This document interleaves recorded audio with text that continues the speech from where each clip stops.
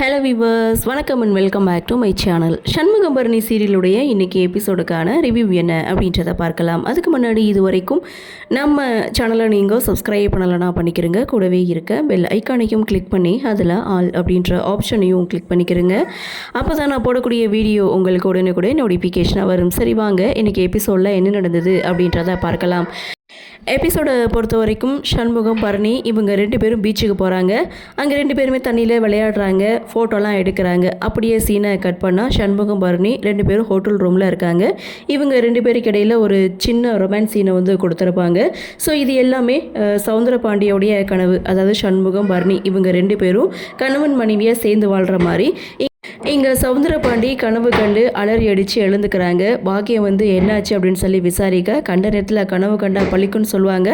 அப்படி என்ன கனவு கண்டீங்கன்னு சவுந்தரபாண்டி கிட்ட விசாரிக்க, சவுந்தரபாண்டி ஐயோ இது நடந்துட்டா என்ன பண்ணுறதுன்னு சொல்லி உடனே பரணிக்கு கால் பண்ணி சண்முகத்துடைய திட்டம் என்ன, சண்முகம் எதுக்காக அங்கே வந்திருக்காரு அப்படின்றத பரணிக்கிட்ட சொல்கிறாங்க. அதாவது பீச்சுக்கு போகிற மாதிரி போயிட்டு தண்ணியில் விளையாட விட்டு அதுக்கப்புறம் உன்னை காப்பாற்றுற மாதிரி காப்பாற்றி ரூமுக்கு கூட்டிகிட்டு வெளியில் போயிட்டு மல்லிகைப்பூ அல்வாலாம் வாங்கிட்டு உங்கூட சேர்ந்து வாழ்ந்து உன்னை கர்ப்பமாக்குனா தான் நீ அமெரிக்கா போக மாட்டான்னு அவங்க ஒரு பிளானை போட்டிருக்காங்க அப்படின்னு சொன்னதும் பரணி பார்த்திங்கன்னா யோசிக்க ஆரம்பிக்கிறாங்க. இருந்தாலும் பொண்ணுக்கிட்ட பேசுகிற பேச்சா இது அப்படின்னு சொல்லி ஃபோனை கட் பண்ணுறாங்க.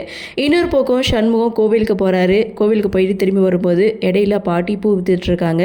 அப்போது தனக்கு 2 பேர பசங்க இருக்காங்க, பூ எதுவும் வைக்கல, வாங்கிட்டு போ அப்படின்னு சொல்லி சண்முகத்துக்கிட்ட சொல்ல, சண்முகம் பூவெல்லாம் வேணாம், இப்போ பூ வாங்கிட்டு போனேன்னா என் பொண்டாட்டி என்ன தப்பாக நினைப்பா அப்படின்னு சொல்லி அந்த பாட்டிக்கு கொஞ்சம் பணத்தை கொடுக்க, பாட்டி பணத்தை சும்மா வாங்கினா அது பிச்சை எடுக்கிற மாதிரி இவன்னா நீ இந்த பூவை கொண்டுட்டு போ அப்படின்னு சொல்லி இருக்கிற பூ எல்லாத்தையும் சண்முக கையில் கொடுக்க, இந்த பூவுக்கு தொட்டுக்க நம்ம அல்வா வாங்கிட்டு போகலாம் அப்படின்னு சொல்லி சண்முகம் ஒரு கையில் மல்லிகைப்பூவும் இன்னொரு கையில் அல்வாவோட ஹோட்டல் ரூமுக்கு போகிறாங்க.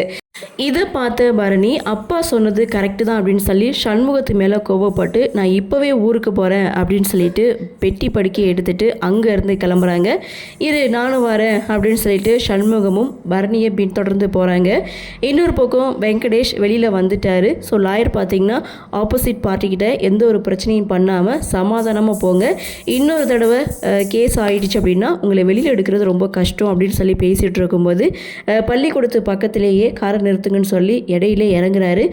பள்ளிக்கூடத்து வாசல்லையே வெயிட் பண்ணிகிட்டு இருக்காங்க. அங்கே அறிவழகனுடைய என்ட்ரி. அறிவழகன் கிட்ட என் பொண்டாட்டியை என்கிட்டேருந்து பிரிச்சுட்டால அப்படின்னு சொல்லி பிரச்சனை பண்ணிகிட்டு இருக்காங்க. அறிவழகனை அடிக்கக்கூட செய்கிறாரு. இன்னொரு பக்கம் ரத்னா, கனி இவங்க 2 பேரும் ஆட்டோவில் வந்துட்டுருக்காங்க. இதோட எபிசோடையும் முடிக்கிறாங்க.